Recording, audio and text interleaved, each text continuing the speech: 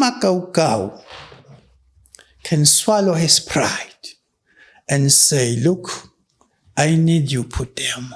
At the police station, I was suffocated with a plastic bag. Yo. I was questioned why I'm writing critical articles against the monarchy. So as the media, it is within our role to expose the extravagance of the king, the lavish lifestyle of the king at the time when about 70% of the population is living below the poverty line. Because in Eswatini, you can go for a week without a decent meal. Sure. It's not a fabrication. It's not a theory, but it's the reality on the ground. The formation of Swalimo caused many problems.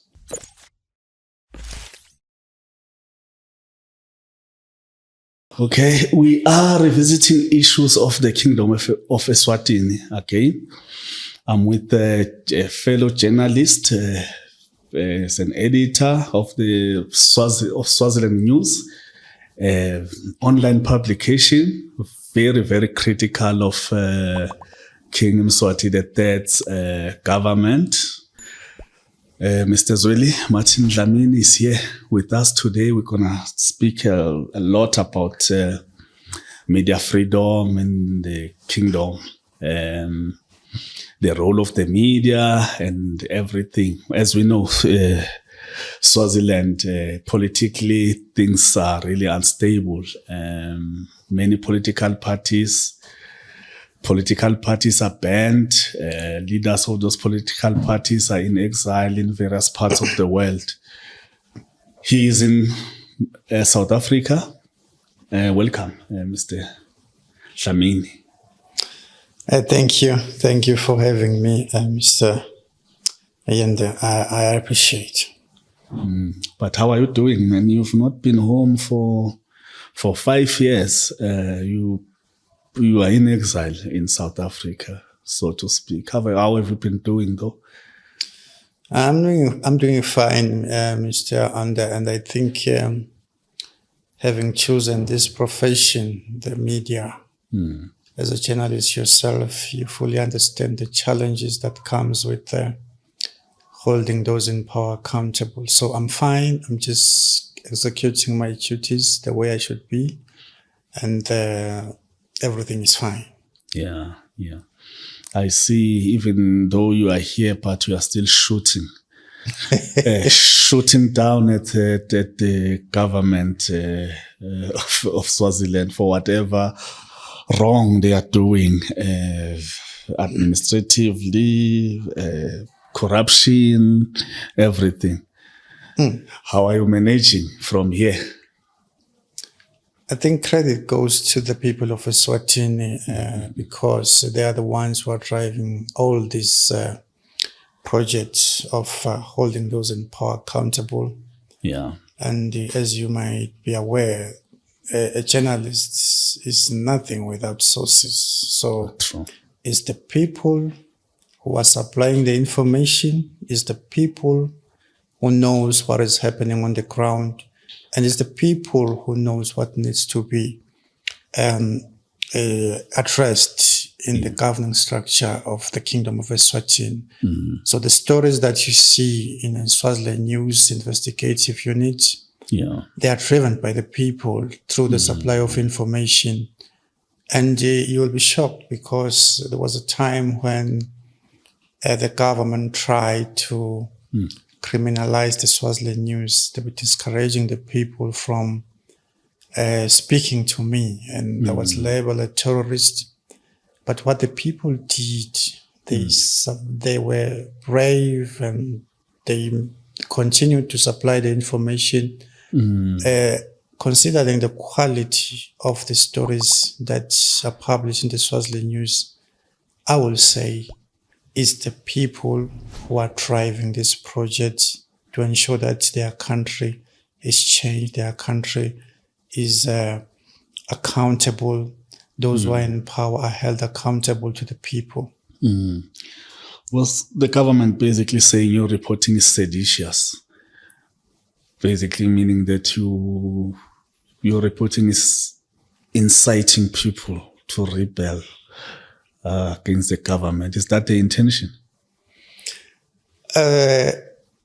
I wouldn't say my reporting is seditious, but what I can say is that this is the opinion of those in power. Mm-hmm. You will understand that in every dictatorship government, when a dictatorship government seeks to silence the voices of the people, they target the media first, because the media is the voice of the people. So any attack to a journalist or the media or the independent media is an attack to the voices of the people, because the people speak to them through the media. So if the government says my reporting is seditious, they're basically saying that people are engaged in seditious activities, because it's the people who supply the information. I cannot write anything if I have no information. I report what is happening. And the reason the Swaziland news remains relevant and is now known throughout the world. You are interviewing me today because you read the Swaziland news. You know what is being published there. It's because the people on the ground, as I've just mentioned, are determined to ensure that their country is democratic. So if the people want democracy, they will supply democratic stories. Exactly. Yes. But are you the only independent media in Swaziland right now? Because obviously independent media cannot operate within that country. The ownership of the media there is mostly government. Newspapers, all of them owned by government. Well, radio stations, TV stations, there are no private radio stations or anything like that. Thank you for that question. And it came at a time when I think around January, I was compiling a report for the Reporters Without Borders in France. That is responsible for analyzing media freedom around the world. In Eswatini, about 99%, I will say, of the media is censored and state controlled. And recently, the Times of Eswatini was purchased by a businessman, and Mr. Mechelosha Kantu of the Inyatsi Group of newspapers. Previously, it was owned by Mr. Loeffler. The Times of Eswatini is one of the oldest newspapers in Eswatini. I will say, even though in Eswatini it's difficult to report, these days they are trying. In their Sunday edition, you find investigative stories, even though we cannot say they are entirely independent, but they are trying under strict and censorship conditions, because the environment they're operating in does not allow the freedom of the media. So we have the Times, we have this Eswatini TV is owned by the government, we have the Eswatini Broadcasting Information Services, which is owned by the government, and we have the TV station on Channel Mswati is owned by a relative of the royal family, Mr. Kawemamba. But when in terms of media pluralism, I would say they are trying. I cannot say they must report like me, because I'm not in Eswatini, and I know the difficult conditions they are operating in.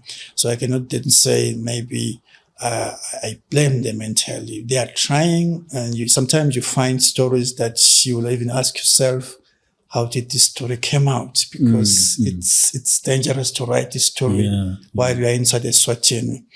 So for me, I said maybe being outside the country, I am privileged to report what others cannot report. And the people are trusting me because they know that they will be protected, and they know that my position is to ensure that the people have a better life. Sometimes those in power misinterpret that as sedition, but I believe the media, as you might be aware, you are a journalist yourself, must act in the public interest. Yeah, that is true. Yes. That is true. So when did you start Swaziland News? Did you start it in Swaziland, or you had to come here and then you started it outside of Swaziland? The history of the Swaziland News is interesting because in 2014, I established a newspaper that was known as the Swaziland Shopping. Okay. While inside Eswatini, I registered it because of the restricted laws in that country. When you want to register a newspaper, I first registered the newspaper as a business newspaper. Okay. And when we started changing the editorial policy and report about politics, the government approached me saying, "What are you doing now? Your license says you must report about business, but now we see political news." But sometimes there's a convergence between a business and the politics. Yeah, sometimes you can separate the two. Yes, and where there's intersection between business and politics, you cannot separate that.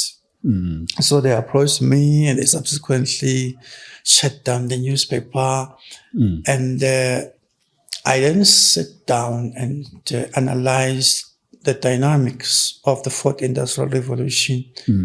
And I had a vision that was in 2017. Yeah.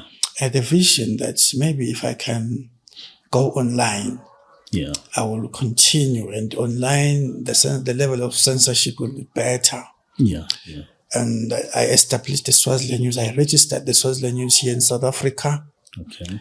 And at the time, I knew that based on the editorial policy, the certain government will end up going after the Swaziland News. Yeah.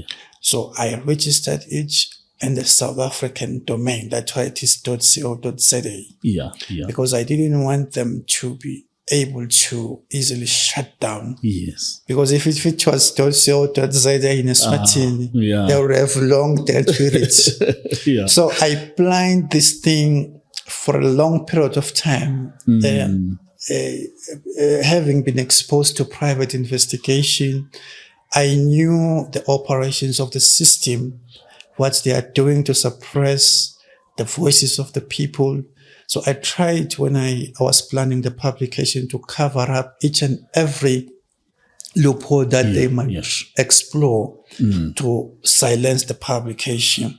So at the time when they were waking up saying, here is the publication, it was too late, because firstly, the publication is registered in a democratic country. Yeah. They have to approach the South African courts. And whenever they have a problem. So the way they will have a problem. I planned all that.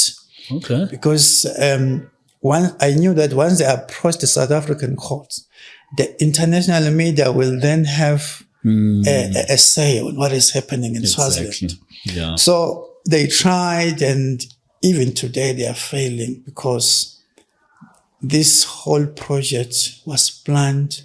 And I knew what they were going to do even before they went after the publication. Yeah. Yes.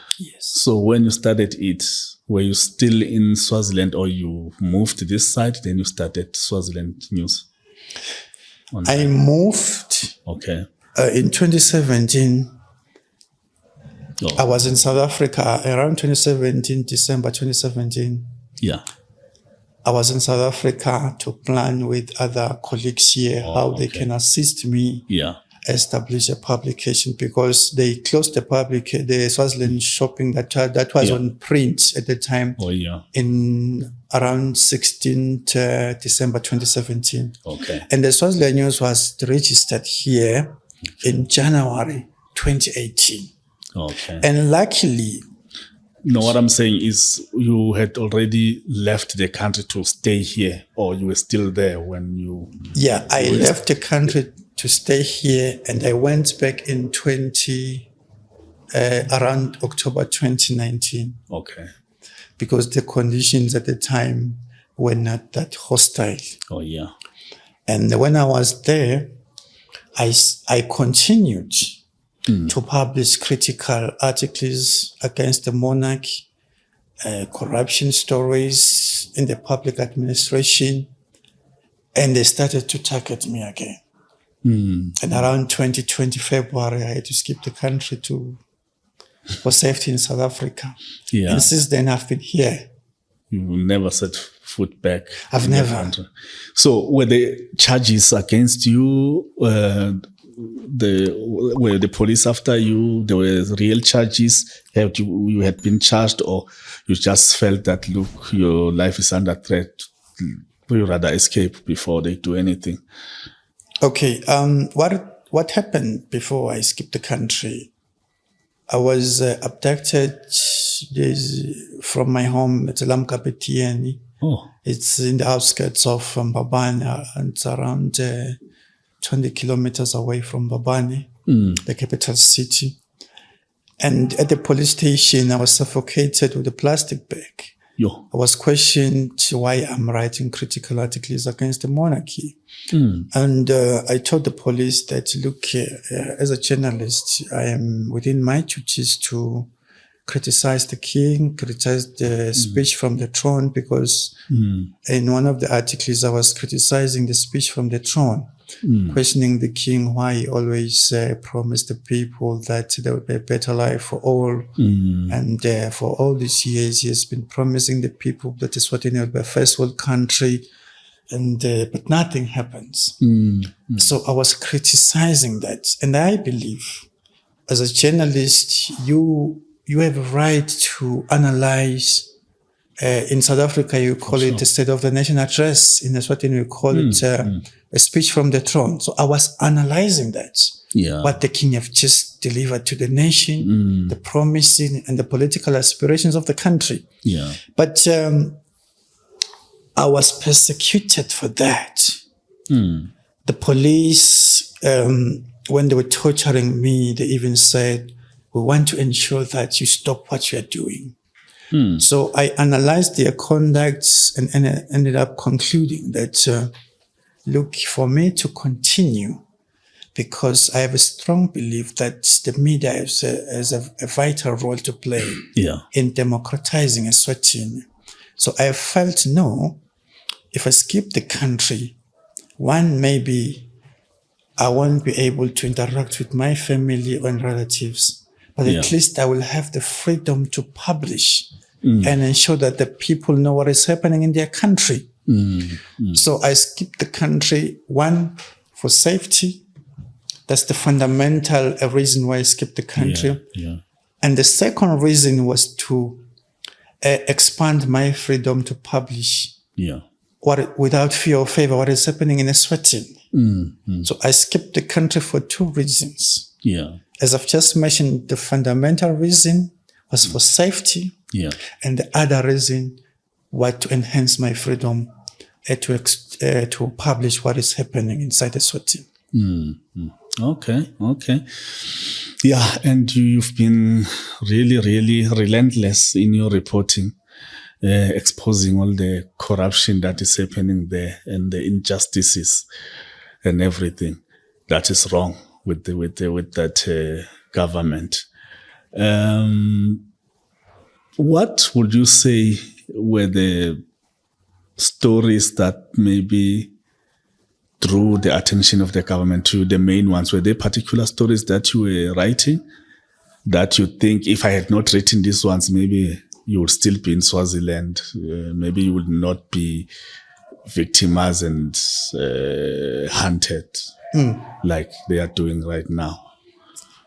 Okay, and in 2019, King Mswati used public funds to purchase Rolls-Royce, and months later, the Rolls-Royce were worth about 25 of them or so. Around that, because he purchased the Rolls-Royce for his wives, Makusigat. And when we researched the prices of the cars, each car was around 10 million. Then you can imagine it was around 250 million. And months later, he purchased BMWs. We were doing that story in collaboration with our South African colleagues, because the cars were arriving to the ocean border via the South African route. We published that story, and we tried to demand accountability from the King's office at the time. At the time, there was no spokesperson. We were communicating with the chief executive officer, Mr. Mkoka Kamete. And when you look at the level of poverty in Eswatini and the extravagance of the king, it then tells you that we have a king who doesn't care about the welfare of the people. So as the media, it is within our role to expose the extravagance of the king, the lavish lifestyle of the king at the time when about 70% of the population is living below the poverty line. So I think the police were very angry because in Eswatini, it's a country where everyone tries to enjoy a proximity with the monarchy. So those in power always try to do things that will then put them on the spotlight that they're protecting the monarchy. I wouldn't say maybe the king issued an order to the police to torture me, because I have written stories about even the princess, the firstborn the child of the king, Princess Kanyiso, threatened me. She personally sent a message to me saying she will deal with me. So there were many stories that could have led to the police torturing me. So I am citing the royal story, and I'm also citing the story of the firstborn child of the king, Princess Kanyiso, who at the time was in a fight with the then Prime Minister, Mr. Ambrose Mandulo Dlamini. Because I was close to the Prime Minister, I'm also a Dlamini, so the Dlaminis are interrelated.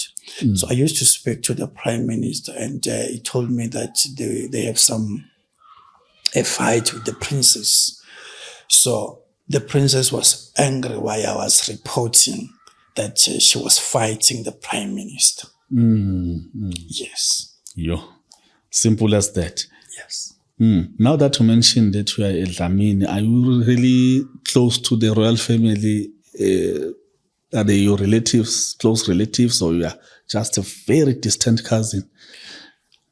It's very close because I'm the grandson of Prince Mgungu. Prince Mgungu was the Deputy National Court President. Okay. He was appointed by Sopoza. Prince Mgungu is from the royal house of Prince Mswati.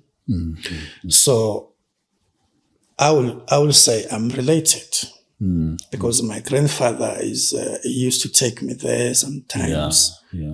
And our family issues are discussed when we have land dispute issues. And I remember around 20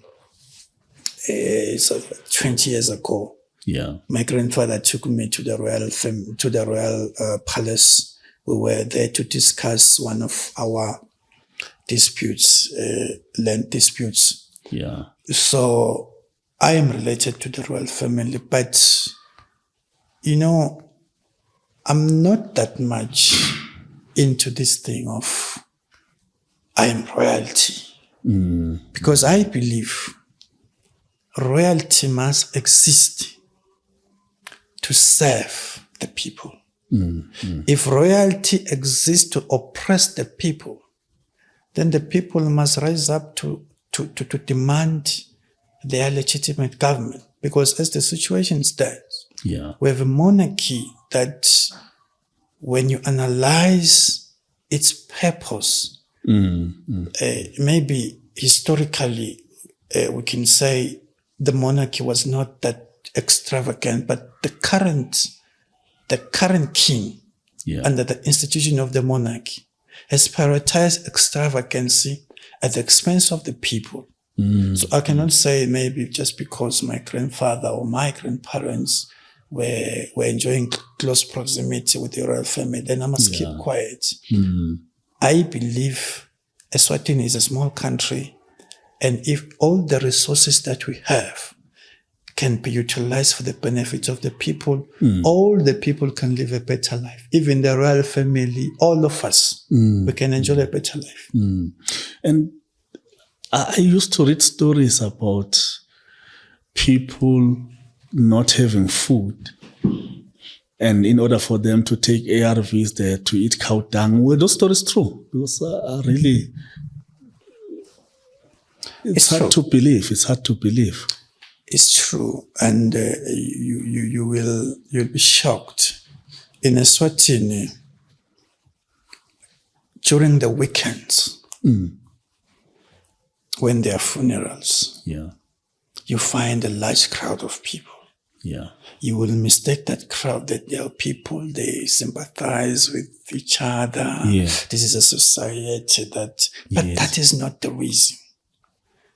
During funeral, that's where the people receive a decent meal.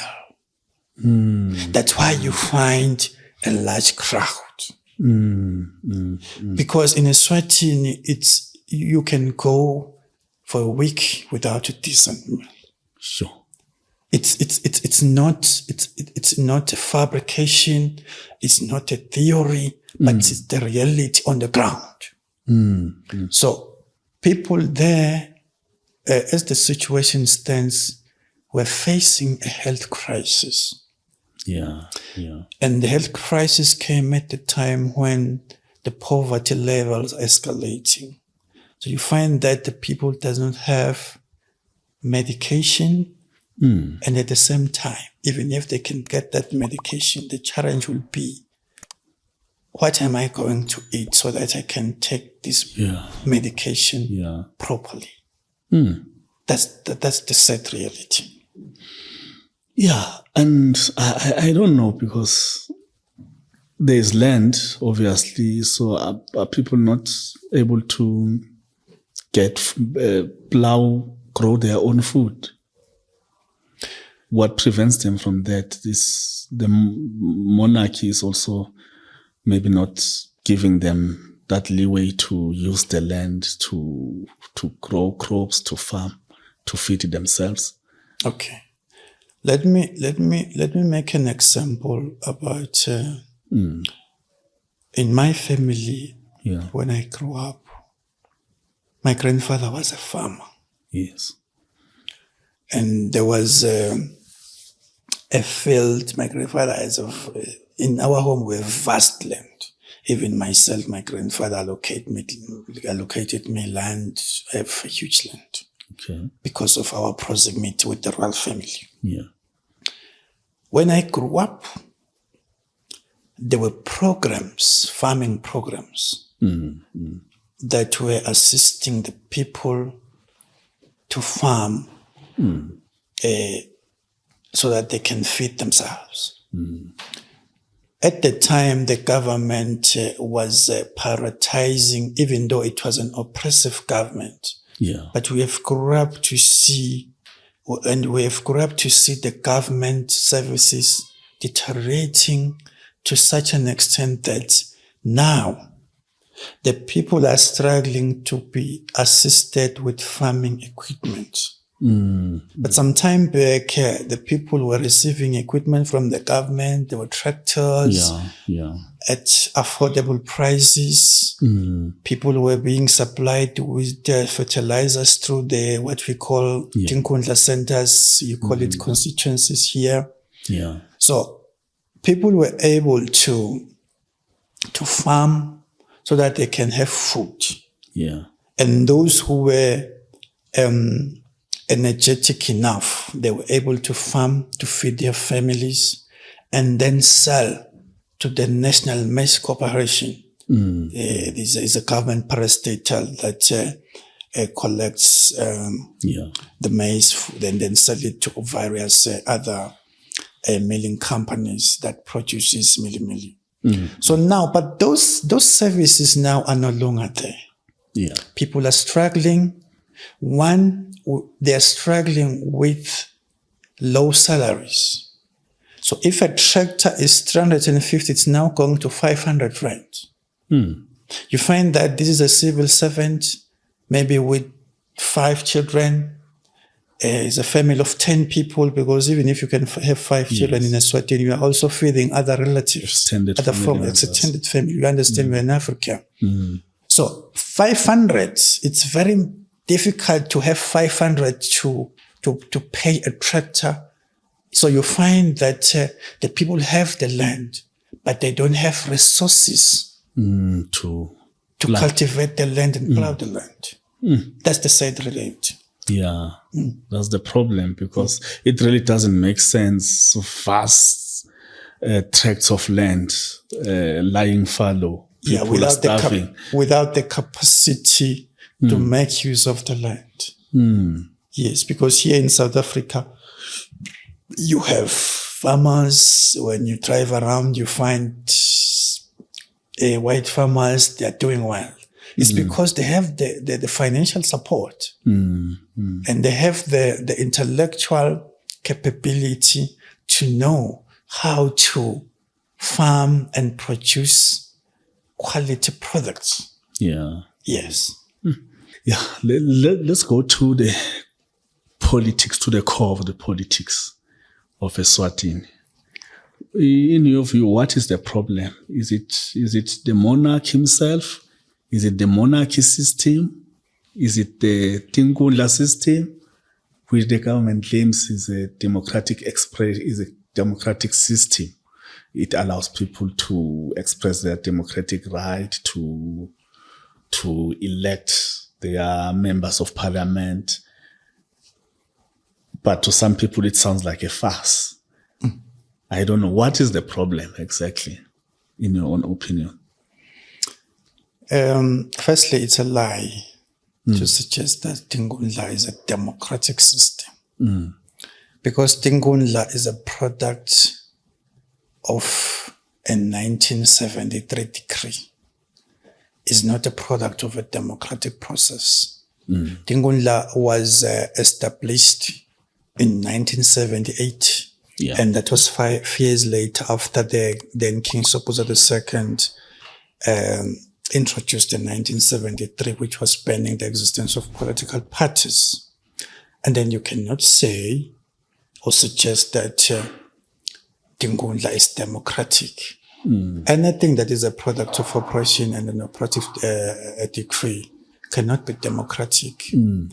Tingula was established to centralize power around the institution of the monarch. Tingula is just an extension of the monarch, whereby the MPs are elected to submit to the authority of the royal supremacy and the royal autocracy. And as far as I understand, if anyone who is suggesting that Tingula is democratic is just being ignorant or has a deliberate intention to mislead the people, because you cannot say a person who is elected by the people will then go to parliament to submit to another institution that is not elected. Because a monarchy is not an elected institution. In other countries, a monarchy exists just to act as an overseer of traditional affairs. And the government exists separately and is controlled by the people. And then if you mix the monarchy and politics, we are then saying that people, you give the people the power to elect, but you then, on the other hand, takes away the power to have those who are elected to form a government. Then that's where the clash began, because even if we have elected you, if you don't have the powers to form a government, you are then at the mercy of the monarch. That is not a democratic system. But now, having a monarch, I mean, your identity as Mswati, my identity as Mzulu, is because of the monarch. Isn't it? Like that. So what should happen to the monarch? What should happen? Should we have a monarch? Should we not have a monarch? There's nothing wrong with the monarch if it exists within the parameters of a democratic system. There's just nothing wrong. Because our identity as a Mswati, if you say you want democracy, that does not mean you are then doing away with your identity as Liswati. Yeah. The monarchy can exist, but submit to the authority or to the constitutional framework and be accountable to the law. So if the monarchy is above the law, but continues to interfere in the political affairs of the country, that then defeats the purpose of ensuring that the country is democratic and the purpose of ensuring that people enjoy human rights. As the situation stands, we have a monarchy that is not accountable to the law. There is a constitution, but the head of state is above that constitution. So it's not about the existence of the monarchy. Yeah. It's about the monarchy surrendering the executive powers to the people and allow the people to elect their own government. That is the gist of all this thing. Yeah. Okay. So it may basically mean that, as you're saying, there's nothing wrong with having a monarch. But the problem may be that who is this monarch as an individual?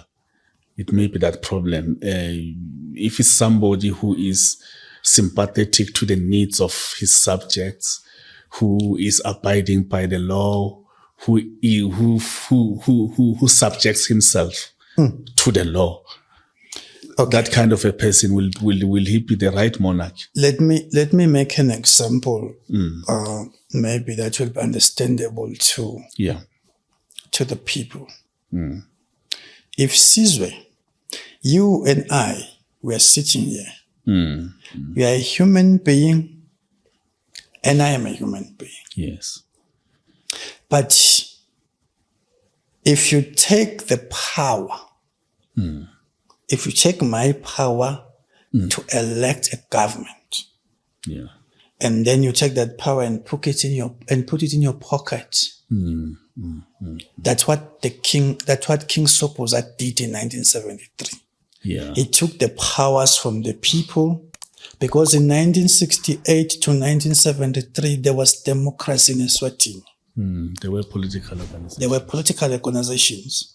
But then what King Mswati did, it grabbed the powers from the people to form their own government. And those powers are now vested in the monarchy.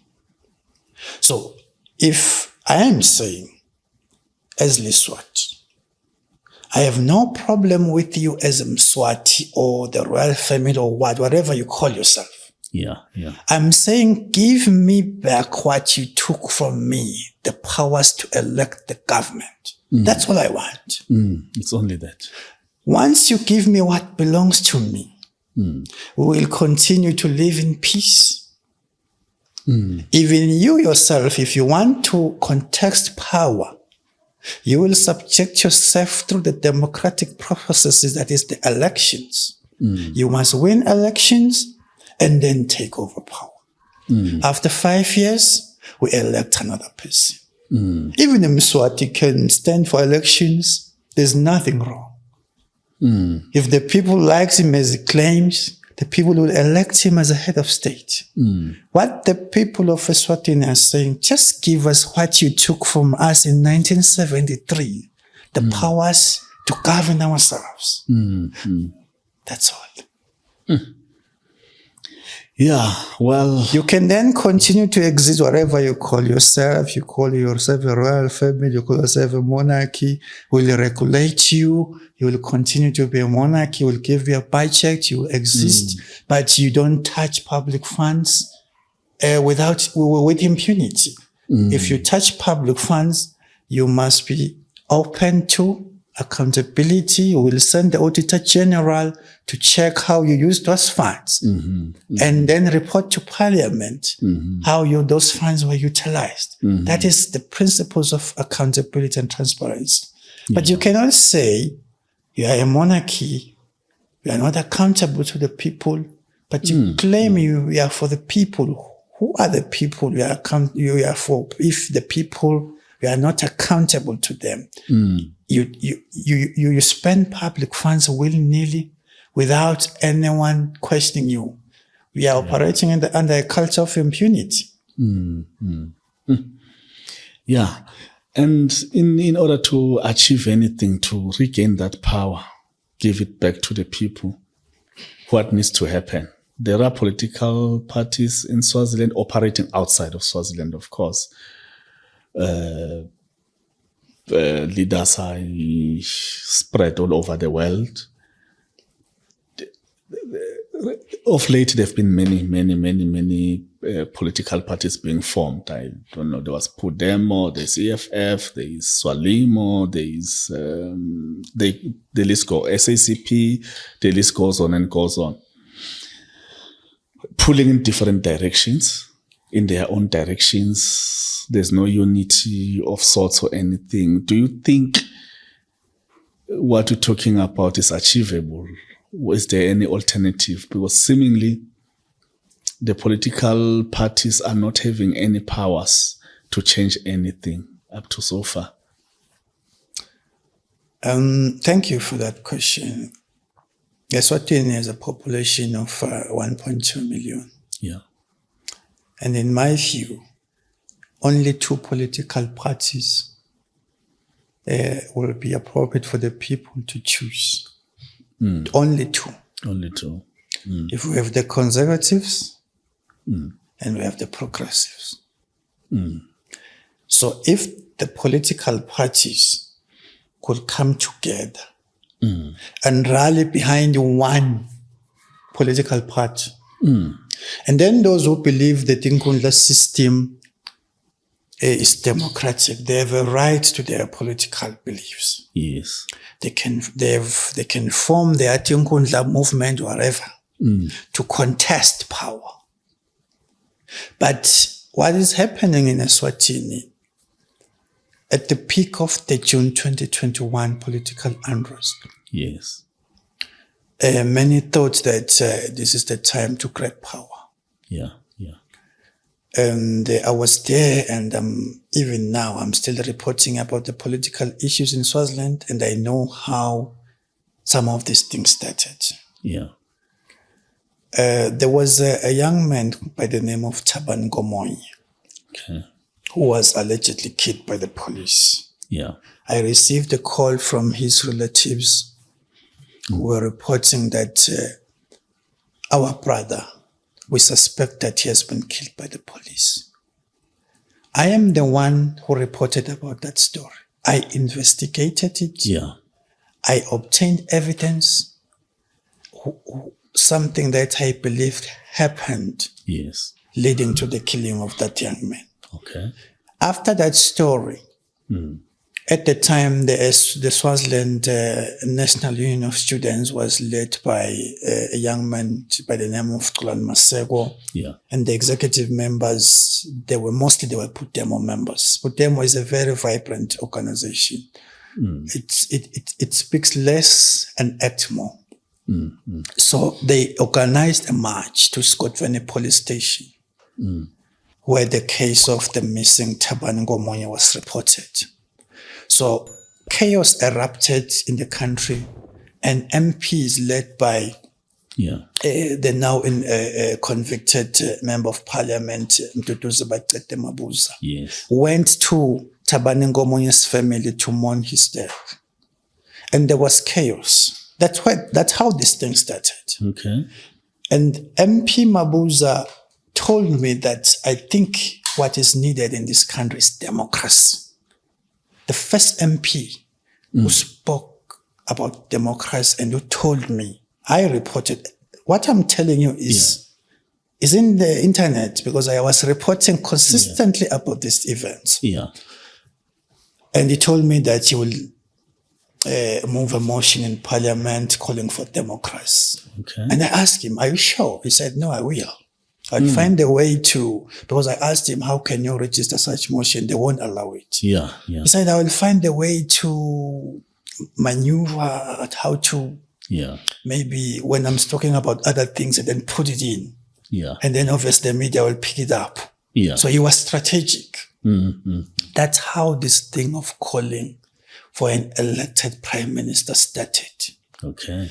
But what then happened, Swalimo was formed, which I believe the formation of Swalimo caused many problems because the masses who were rallying behind the 3 MPs, because the MPs, there was Mduduzi by Mabuza, there was another one, Mtanden Dube, and there's now the leader of the Swalimo, Mduduzi Makaukau Simalani.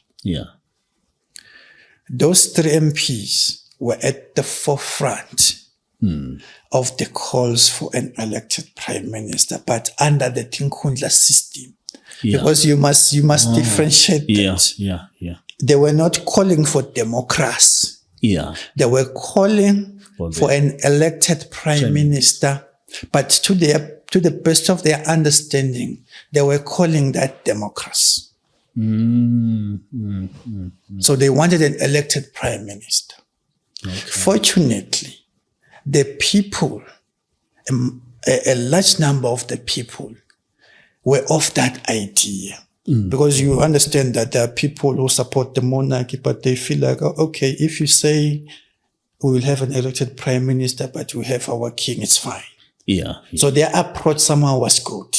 Because they were able to take the people step by step. Because if you're a politician and say, Mswati must fall, other people will not understand you. What are you saying? You say our king must fall. Who will lead us? Who are you? Who will lead us? You are in chaos. But these MPs, I will applaud them, particularly Makaukau, the leader of Swalimo, was able to articulate how and why they want an elected prime minister. And the people were able to then follow his ideology. Based on the way he was articulating the political transformation of the country. So then, as these MPs were holding press conferences, obviously they were holding it in the Swaziland news. Trying to lecture the people about their political idea and how they think the country could be transformed under an elected prime minister. And unrest erupted. But what you need to understand, these MPs were not working alone. They were taking advices from leaders like Pudemo leaders and other lawyers like human rights lawyer Tulan Masego. On the sidelines, they were taking advice from these seasoned political leaders. It's just that these leaders were they were not at the forefront. So what then happens, which I believe, I'll be honest with you, there was some form of greediness. The leader of Swalimo he started telling the people that this thing is about 3 MPs. When he knew very well that even when he was escaping the country, he was assisted by leaders of Pudemo. He wasn't acting alone. If you can ask him now, because many people has terminated relations with him. When he holds his meetings, he no longer have those prominent people in his family meeting. I hope so, at some point you were following at the peak of the unrest. I know about that. So the hype is no longer the same. Because you cannot single-handedly say, I am the one, the people knows me. Even myself, I'm a journalist. I cannot say I'm doing all these things alone, because there's someone who must give me the information. Without that person who's supplying me with the information, I am not a journalist. I wouldn't be here with you discussing these issues. So that's where, if Makaukau can swallow his pride and say, look, I need you, Pudemo. And if Pudemo leaders can swallow their pride and say, we need you, Makaukau. We need you, CPS. Yeah. We need you, Sivesi Ngapa. We need you, NNLC. Let us come together and transform this country. Yeah. The problem is the individualism, whereby people think people knows me. There's a skill that Makaukau has that put them up leaders cannot have. Yeah. Yeah. If he has a skill to articulate issues to the people for their better understanding, you cannot take that skill from him. What you need to do, you must work with him. And there's a skill that Makaukau don't have. Yeah. Putemo is an internationally recognized political organization. And if he wants to penetrate some of the international organization, he must work with Putemo. So here what is needed, as you have asked me, is for these leaders to come together and say, let us work together. Yeah. Let us unite the people. For as long as they think, no, because the people knows me, I will tell them to vote and they will listen to me. And other ones say, no, I'll tell them not to vote. And they will, no. Then the Tingundla system is striving on the division perpetrated by egos. Yeah. And the Tingundla system is becoming stronger. Somebody had a theory that, as you say, the Tingundla system, this person had a theory that, look, these political parties, some of these people might be working for King Mswati. He decided to empower them to form political parties so that he creates that chaos in that pro-democracy space. Because divided as they are, they cannot do anything really. I don't know. What's your take on that theory? I cannot dismiss those accusations or assumptions because I don't believe, if I'll make an example about Swalem. How can you say you will form a government?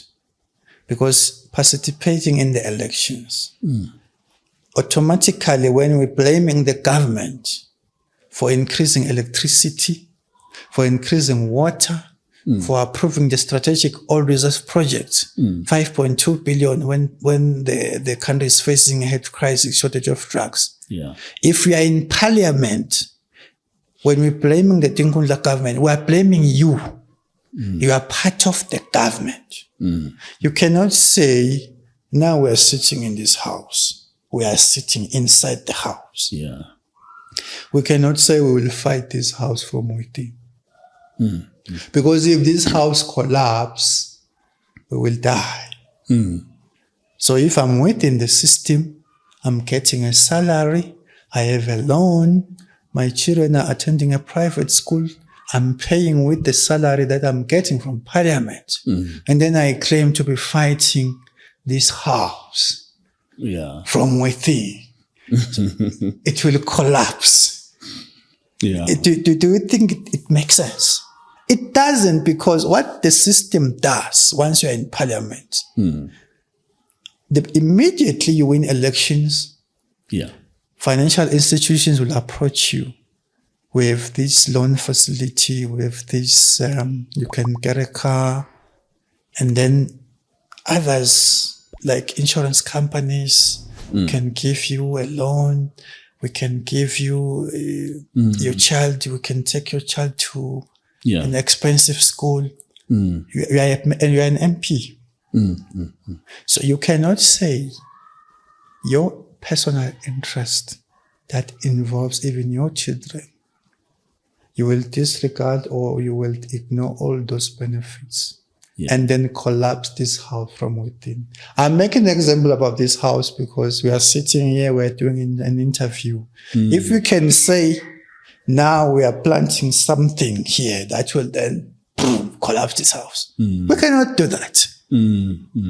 because we will die. Inside. While we are inside, we must stay there outside and then collapse it. Yeah, I can see the producer is laughing. Maybe so in Swaziland, by becoming a member of parliament, you've really made it. It's lucrative. If you don't know money, because it's not like they are getting a lot of money.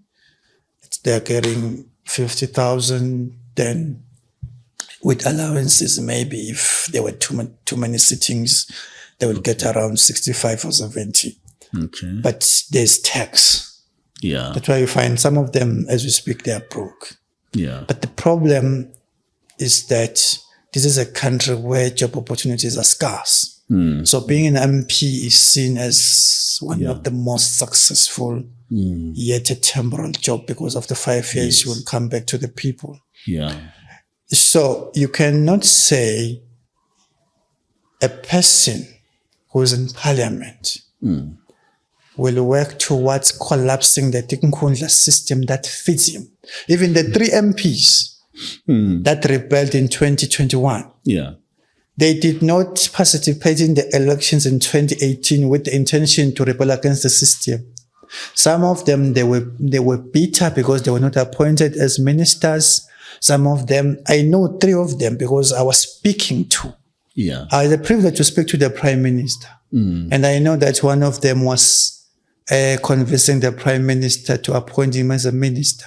And after being rejected, he became bitter. And that is Makaukau. And then Bakrete has business interest. And there was suspicion that he was also dealing in cannabis. So there was a law that was threatening his interest. So those interests that were being threatened worked to the advantage of the people, because these 3 MPs ended up speaking for the people. But we cannot say they went there to call for democracy. All of them, they didn't participate in elections with the intention of collapsing the system. And if they were to say that, they would be lying. They find themselves inside, and their expectations were not met.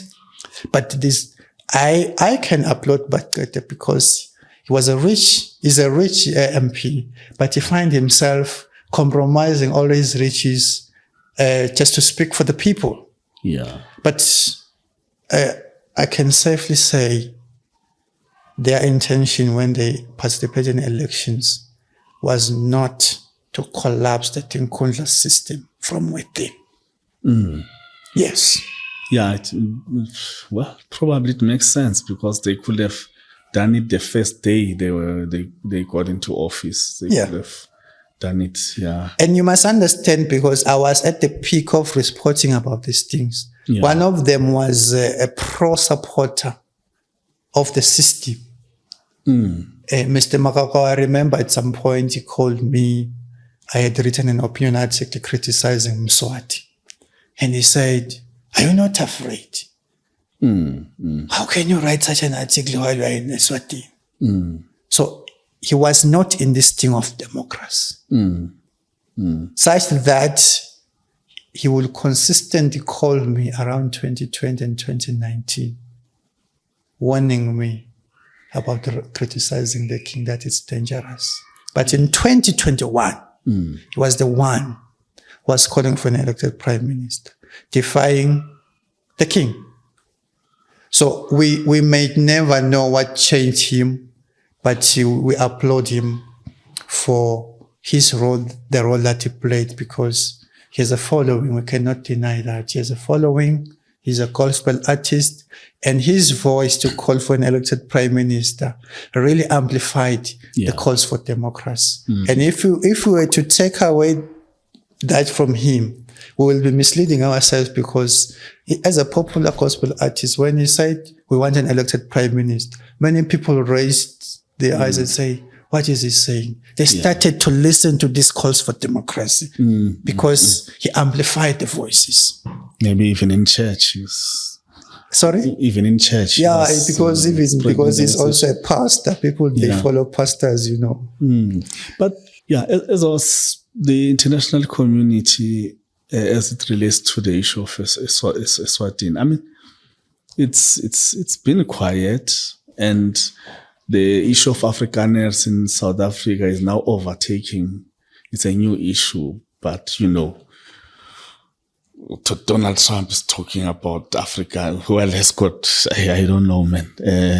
How can a lie become the truth in this manner? But anyway, it's got his attention that the Afrikaners are this genocide against white Afrikaners in South Africa. The Swazi matter has been there. 2021, there were riots. I mean, it was like, okay, they are there, the SADC, they went there, nothing happened. AU didn't do anything really committal, Well, okay. Yeah, what do you think? What do you think about the international community as far as Swaziland is concerned? Okay, I think what you need to understand about other countries' foreign policies, they're influenced by the interest. Mm-hmm. What is their interest in that particular country? Mm-hmm. And if their interests are threatened, that policy or those policies will change to favor their interest. Mm-hmm. So in South Africa, even before we go to Eswatini, there's an issue of the Afrikaners. You will understand that South Africa took Israel to the International Criminal Court. Mm-hmm. And Israel is a baby of the United States. So at the peak of those narratives on whether South Africa was correct to take Israel to court or not, already the United States was preparing some form of legislation condemning what is happening in South Africa. So I think this issue of Afrikaners has been fabricated to cover up what the US intend to do to South Africa. Yeah, it's a fabrication. So the US cannot say, no, we're punishing you because you took Israel to court with regards to the genocide that is manifesting in Gaza. But when you look at it, we are here in South Africa. There's no genocide here. I mean, there's nothing. These guys are having a ball in the country, man. There is a big party for them. In fact, there's white supremacy. Yeah. They have farms, they are eating meat, they are frying. But if you understand how international politics plays or manifests itself in as far as foreign policies are concerned, South Africa, the United States is feeling like South Africa is threatening its interest in the Middle East. Yeah, okay. Because Israel is central. Is a central point for the US to monitor the Middle East. Yeah. So if South Africa is taking on Israel, then automatically it's an attack to the US. You understand? Yeah, as a matter of kicking the dog until the owner shows up. This whole thing is about punishing South Africa for fighting for the rights of the people who are being killed in Gaza. But the US, in my view, is using that. It's using Afrikaners as if Afrikaners here are being persecuted. There's no Afrikaners there are no Afrikaners that are being persecuted here. Yeah. Afrikaners here have an upper hand financially and economically, and the black people are submitting to the Afrikaners. Okay, we have a government here that is controlled by the black people, but the economy is controlled by the whites. And then in Eswatini, Eswatini is pro-Israel and is pro the US. And if Eswatini is pro the US, the US has got allies that include the European Union and most of the financial institutions, the World Bank, the IMF, and whatever. Somehow they are controlled by the US. So, if a Mswati believe the international community will ever put an extra effort in assisting them, they end up being misled. They are their own liberators. They will liberate themselves. Yeah. What normally happens when political policies change or political powers change when as far as the governing of a country is concerned? I'll make an example. If those international organizations and other countries could then see that maybe the pro-democracy movement is having an upper hand, they might take the country in a time. Yeah. They will shift and align themselves with the pro-democracy movement. Okay, yeah. Even Makaukau, the Swalimo president, at the peak of the unrest, he was saying, hey, I'm receiving calls. In fact, he was boasting. Yeah. I'm receiving calls from ambassadors. The EU is calling me. He didn't understand that they were calling him because they thought he was about to seize power. So they were aligning themselves with him. If you can call them now, I don't think now they are calling. Because if you don't understand the dynamics of international politics, you will think you will receive a donor funding, and if you don't know how to analyze what is the purpose of this funding, you will end up thinking these people, they like you. No, they don't like you. They are just thinking that maybe you have a potential of seizing power. So that's why they must put some funding on you. So that once you seize power, you will remember them. So I was seeing Makauka saying, hey, I'm receiving calls from ambassadors. And then I say, you will understand later. Now they will not call him. Swazis are on their own, as you say. They are on their own. In fact, in a country where the powers, the superpowers, they don't have much interest, or the ruling elite is not threatening their interest, they will side and support the ruling elite. You will only get their support once they feel their interests are being threatened. Okay. Interesting. Let's go back to your work. Since you've been here, what has the Swaziland government tried to get you back, to face whatever charges they want to lay against you, or to punish you whatsoever? Have they tried anything while you are here? Taking you to court here, maybe, and all of that? Yeah, they tried. In fact, when I fled to exile, they didn't know that the publication will be so much popular. In fact, they were caught off guard because I will say I've caused a lot of damage while here to them in terms of informing the people, because they don't want the people to be informed. And they cannot gag you. They cannot gag me. If I receive information, whether they call it sensitive or what, it's within my discretion to see if I publish it or not. They have no control whatsoever in my editorial decisions.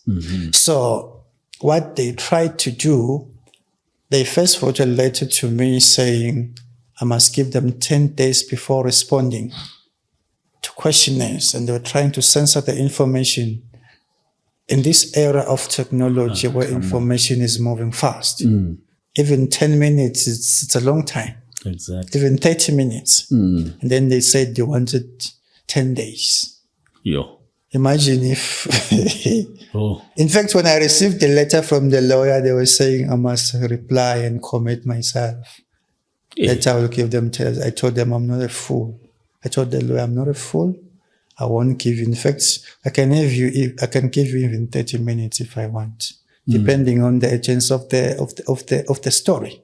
It's news, man. It's news, and it's within my discretion to decide. And you have the right to tell me, can you wait for me maybe for 2 hours or 1 day? I want to consult a lawyer. You must communicate with me so that I can see whether I grant you, I put the story on hold. I'm an editor, must be fair. But you cannot come to me with court papers or a lawyer and say, you want 10 days. Yeah. That is not fair. Yeah, because I must strike the balance between the right to information and the agents of news and the right to human dignity.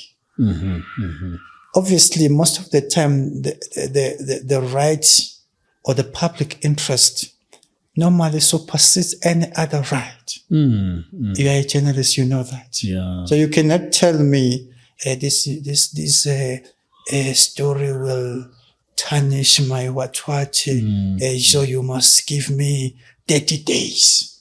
Yeah. No. In that 30 days, you will be filing papers against the public. Not that you want to respond, you just want to consult and then file papers for an interdict. Yeah, and you're reporting news, you're not writing a novel. I'm not writing a novel. So news are very, dynamic. So they then file an application in court demanding, they then change from 10 days to 7 days. And I oppose that. Say, no, even that 7 days, I won't give you 7 days. I don't want. They lost the case and they're appealing now. And I can assure you they won't succeed because what they're failing... This is in which court? At the Mpumalanga High Court. Oh, but now they lost it at the Mpumalanga High Court. Yeah. But now they are applying for a leave to appeal. But I can assure you they won't win because what they're failing to understand is that any court judgment will then have an impact on all the media in South Africa. For sure. So if they win an order saying they must get 10 days or 7 days, that will mean all, even SAPC and all News of Africa, even you. Exactly. Others will cite the court judgment. Would all the media in South Africa allow that nonsense? Yeah, I mean, even if it's not allowed, we are relatively, getting responses on time and so on. But there are still attempts to, even locally here, to delay us, you find people cannot, no comment. It takes 3 days sometimes for a person to say no comment. I mean, really. Yeah. Yeah. Even that. Wait 48 hours, wait, what. Then you wait, the response you get, no comment. After waiting, sometimes for a week. And then get no comment. Yeah, sometimes for a week. Sometimes you ask questions, they tell you about the POPIA Act. It's irrelevant. You think about it, it's irrelevant, but yeah. But that 7 days thing, I think they were taking advantage. They were taking advantage of the fact that as a journalist we must be fair, and we understand that. No, we understand it. If I'm asking you what is your name, really, do you need 7 days to tell me what is your name? Exactly. You know this thing. Why do you delay? You know your name. You know your surname. But because you want to frustrate me, I must wait for 7 days for you to tell me your name. So that's what they were trying to do. Yeah. There are stories that I, as a journalist, I will see, this story is too sensitive, it's investigative, and it might cause some damage to the reputation of the person. Let me give the person maybe 1 or 2 days to prepare responses, or 3 days. Because my intention is not to defame, but to have a balanced article. Yeah. So if you speak to me as a journalist politely, no, I have received your questionnaire.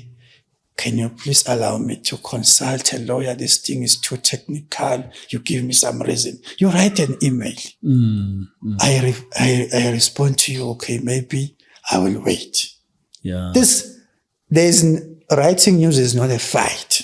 No, but if I'm asking you, can you give me the number plate of your car? Then that's different, yeah. And even before you respond to me, even before I ask you that question, I'm calling you and you say, please hold, I'm in a car. And then I hold. And then the question says, can you please give me what is the number plate of your car? You told me previously that you are in the car. And then you tell me I must wait for 3 days for you to check the number plate. Yeah. Well, that's what it is. That's how politicians think we don't reason. You cannot write such news and then they must think they can just come here and say, no, but you must give me, I know which stories that might require me. I can even give you 10 days if I want. But that should be in my discretion, not yours. Yeah. Well, that's it. Thanks a lot, man, Thank you. For speaking to the people's eye. Yeah, hopefully we'll talk again next time as matters develop, and yeah. I hope you're going to keep us abreast of your court cases with the Swazi government. Very important and very relevant for anybody who's a journalist to understand what they're trying to do. And since it's a case, it's in a South African court, then whatever decision is taken there has got an impact on all of us. So we'll be very interested to follow that up. Thank you. Yeah, keep strong, my brother.